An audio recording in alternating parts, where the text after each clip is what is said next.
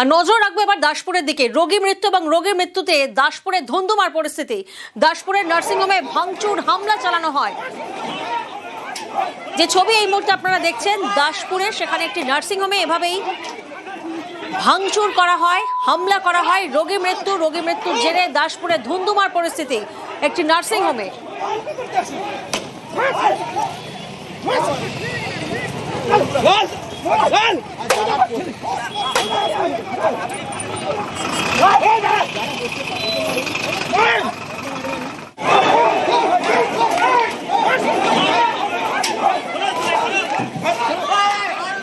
সুকান্ত প্রতিনিধি আমাদের সঙ্গে রয়েছেন, সরাসরি সুকান্তর কাছে যাব। সুকান্ত, যে ছবি আমরা দেখছি, রোগী মৃত্যুতে রীতিমতো ভাঙচুর হামলা চালানো হয় নার্সিংহোমে। গাফিলতির অভিযোগ কি সরাসরি নার্সিংহোমের বিরুদ্ধে? এবং পাশাপাশি আরো একটা বিষয় জানতে চাইবো যে যারা এই হামলার সাথে জড়িত, যারা নার্সিংহোমে এভাবে ভাঙচুর চালিয়েছে, তাদের কি কোনোভাবে চিহ্নিত করা সম্ভব হয়েছে?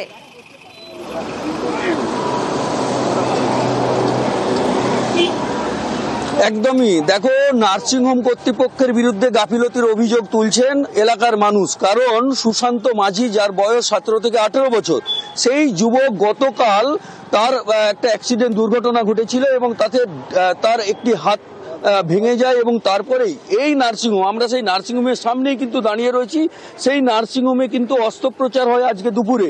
আর তারপরেই কিন্তু দীর্ঘক্ষণ পরে নার্সিংহোম কর্তৃপক্ষ রোগীর আত্মীয়দের জানাচ্ছিলেন না কি পরিস্থিতি আছে, কিন্তু সেই সময় ওই যুবকের মৃত্যু ঘটে বলে অভিযোগ এবং তারপরেই উত্তেজিত জনতা তারা কিন্তু জমায়েত হয় এবং তারা একটা নার্সিংহোম ভাঙচুরের চেষ্টা চালায়। সেই সময় কিন্তু পুলিশ কর্মীরাও অল্প সংখ্যায় ছিলেন, তারা বাধা দিতে থাকে এবং তারপরেই 4 জন পুলিশ কর্মী আহত হয়েছে ঘটনায় এবং 2 জন সংবাদ মাধ্যমের কর্মীও কিন্তু আহত হয়েছে। এখনো পর্যন্ত এলাকায় কিন্তু পুলিশ অভিযান চালাচ্ছে, বেশ কয়েকজনকে এখনো পর্যন্ত পুলিশ ধরে আটক করেছে, আটক করে তাদেরকে দাসপুর থানায় নিয়ে যাওয়া হয়েছে এবং ওই যুবকের মৃতদেহ ঘাটালে পাঠানো হয়েছে ময়নাতদন্তের জন্য।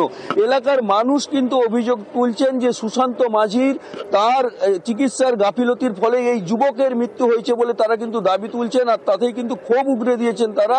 কিন্তু পুলিশ প্রশাসনের উপরে যেহেতু আক্রমণ চালানো হয়েছে, তার জন্য প্রশাসনের পক্ষ থেকে এলাকায় কিন্তু হামলায় আহত 3 পুলিশ কর্মী সহ বেশ কয়েকজন, হামলার অভিযোগে 3 জনকে আটক করা হয়েছে।